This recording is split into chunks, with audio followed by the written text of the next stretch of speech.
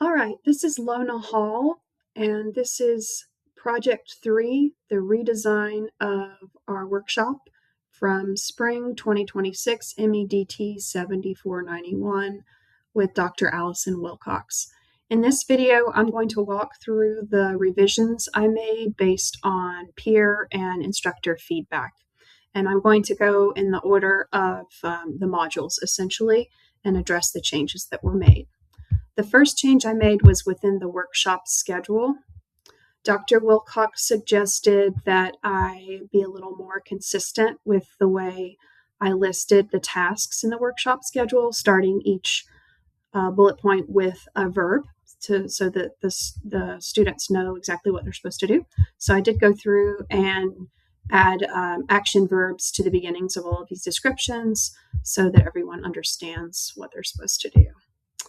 The next revision was suggested by Erin Smith, and it's for the Meet the Facilitator page. I had a description and a photo as recommended, but I did not include contact information. So I did add a little, it's kind of made up here, but I added a contact email address down here. I could also add a phone number perhaps so that students would know how to reach out. The next suggestion was by Dr. Wilcox. It was for the Introduce Yourself discussion board. Originally, I only required students to post to the discussion board to introduce themselves. Dr. Wilcox suggested that I also require them to reply to encourage them to engage with each other and get to know more about each other. She also suggested I add specific due dates for the initial and reply posts. So as you can see, I did that. You have to reply to one other person, and then I included due dates here for both initial and replies. And I did not include actual dates because, of course, this is not a workshop I'm going to repeat, but I did say day 1 and day 2, and I would replace that with dates if I was to do it again. Next. The next recommended revision was for the AI implications discussion in Module 1, which is right here. Dr. Wilcox suggested I include deadlines directly in the instructions, so not merely in the workshop schedule. So here you can see I have instructions for the initial post, when it's due, and then also for the reply post. So similar to the introduction discussion revision. So for Module 2, Erin Smith gave me a suggestion that I thought was very good. She noted that there weren't many opportunities in the workshop for the students to self-assess and kind of reflect, almost serve as a formative assessment. And she recommended I add a pre-test prior to the assignment in Module 2. So what I did is I made a Module 2 pre-test. I put it at the end of Module 1. And in this pretest, it's very simple. It has 3 questions, and they're all scenarios involving unethical use of AI. And it's just, like I said, a way for students to reflect on their current feelings and their current knowledge about AI ethics. And then it will give them a score at the end so they can sort of see where they are. So I did add that. I thought that was a great suggestion.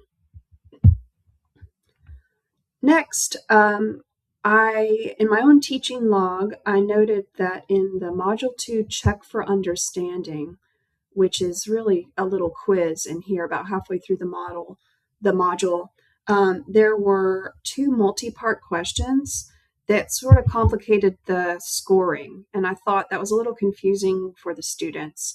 They didn't give me that feedback. I got that sense from the results. And so what I did is I went in and I replaced those multi-part questions with just simpler questions. So like this is a good example. Question 1 used to be multi-part. They were supposed to select all that applied. I just sort of revised it so they're just choosing the one that doesn't apply. And I believe there was another question in here that was multi-part, and I just revised it. It just cleaned it up, made it a little bit simpler for the students so that they really knew what their results were. Yeah, so this is a matching. It doesn't really count as a multi-part question. I left it alone. So yeah. And then finally, I had a couple of suggestions regarding the AI assignment, the AI guidance assignment, I mean. So the instructions for that were in the Module 2 content page, the last one. So I had the instructions here, and then I have an example assignment. In my teaching log, I noted while I was doing the workshop, while I was administering the workshop, that my instructions were really just for teachers, classroom teachers. So I revised the instructions so that it could be for anyone, whether they taught in the classroom or not. And actually, I'll show you that on the next page. So it originally said, identify an upcoming assignment, project, or learning activity in your class. And I realized not everyone has classes. So I added, or in a colleague's class if you are not a classroom teacher. Very simple, but that was more inclusive to all students coming from different positions. Alexis Booker also made some suggestions specifically about this assignment. They said that maybe I should consider adding PDF versions of both the instructions and also the rubric, which is right here. I did check the readability of both of these because they're in HTML. I didn't have any issues using a screen reader to read these. And even the rubric, I think because Canvas is designed this way, it read it pretty clearly. So I decided not to include PDFs. I thought it would actually kind of clutter the page more to do that, given the fact that the readability was okay as is.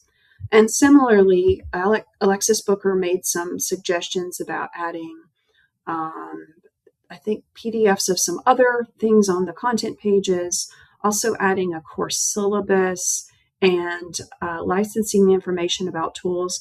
I did review all of that, but I determined that that wasn't really necessary or appropriate given the layout of the course and the things I included in the course. So I did check all of that, but I decided not to make revisions based on those suggestions. And that's about it. Thank you very much.